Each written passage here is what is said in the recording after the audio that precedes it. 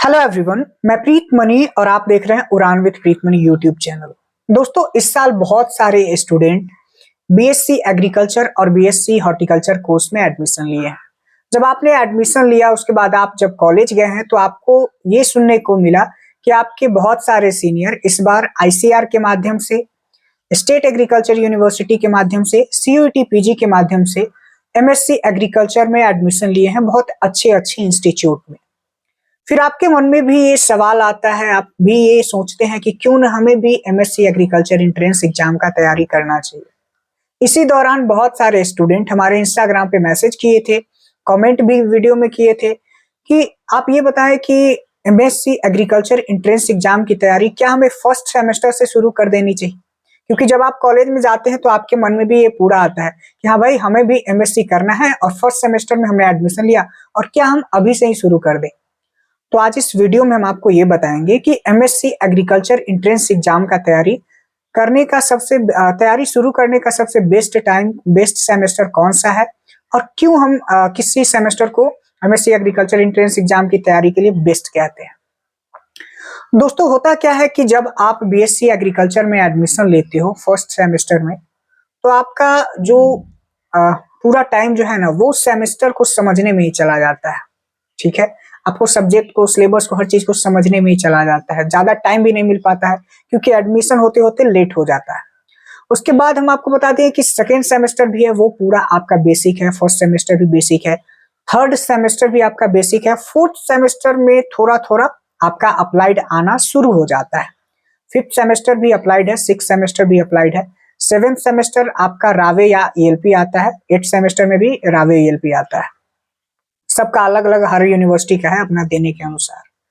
तो दोस्तों, होता क्या है कि जब आप फोर्थ सेमेस्टर तक आप पूरा बेसिक को पढ़िए और अपने सेमेस्टर को अच्छे तरीके से, सेमेस्टर में अच्छे तरीके से मार्क्स को इम्प्रूव करने पे आप जोर दीजिए।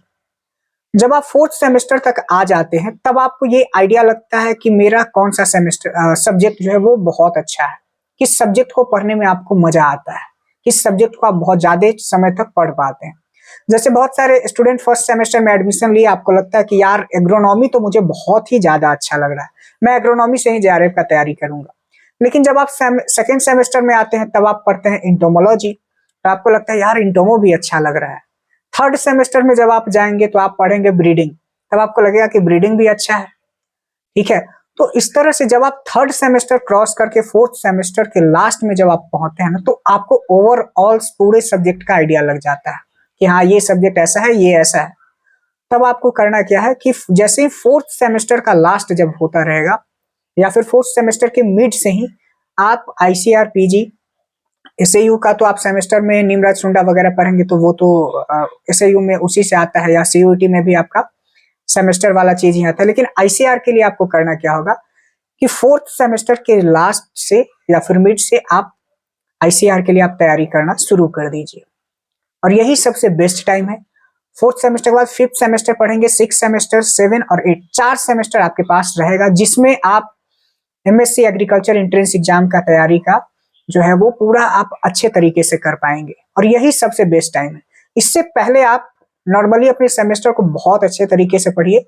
आगे भी एमएससी एग्रीकल्चर एंट्रेंस एग्जाम में भी उसी से सवाल आते हैं, लेकिन किसी स्पेशलाइज जब आपको सब्जेक्ट करना होगा तो आप फोर्थ सेमेस्टर से आप करिए, क्योंकि उससे पहले आपको सब्जेक्ट के बारे में पूरा आइडिया नहीं रहता है, वो भी फोर्थ सेमेस्टर के लास्ट से। तो दोस्तों, उम्मीद करते हैं ये वीडियो आपके लिए हेल्पफुल हो। आगे भी आपका अगर कोई भी सवाल हो तो आप कमेंट बॉक्स में पूछिएगा, हम जवाब देने के लिए पूरा प्रयासरत हैं। और आपका पर्सनल कोई भी डाउट हो तो आप हमसे इंस्टाग्राम पे भी पूछ सकते हैं। इंस्टाग्राम का लिंक जो है वीडियो के नीचे डिस्क्रिप्शन में दिया हुआ है। धन्यवाद, थैंक्स फॉर वॉचिंग। चैनल के साथ बने रहिए।